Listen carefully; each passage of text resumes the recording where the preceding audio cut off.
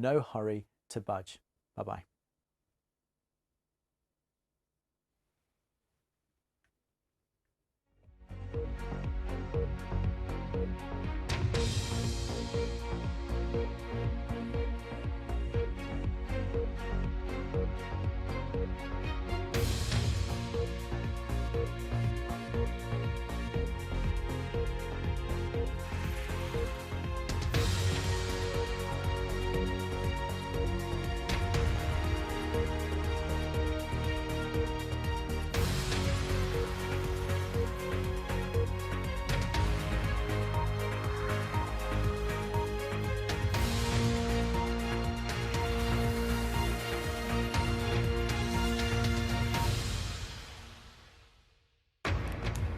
This is BBC News. I'm Clive Myrie. Our top stories for you.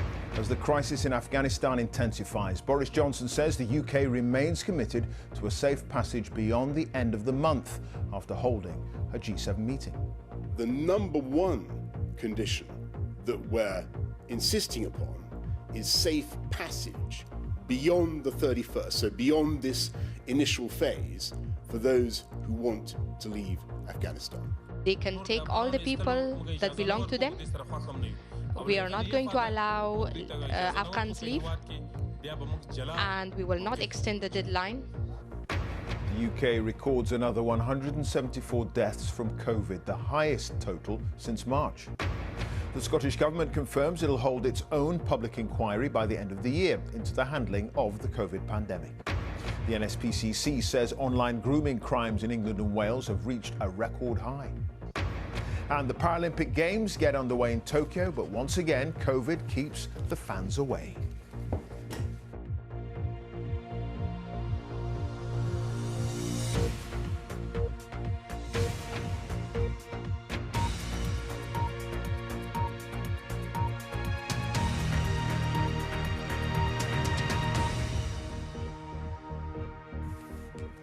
Good afternoon. The Taliban says it's stopping Afghan nationals from going to Kabul airport because of the chaotic situation there, and that they don't want to extend the deadline for the evacuation of foreigners.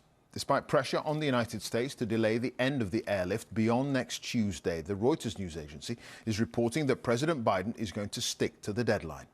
Boris Johnson has been hosting a virtual G7 meeting and says leaders discussed a roadmap for future engagement with the Taliban. This is what he's been saying in the last few minutes. First of all, you've got to understand quite how much has been achieved already since the 14th of August. This is an extraordinary airlift. We've evacuated 9,000. The UK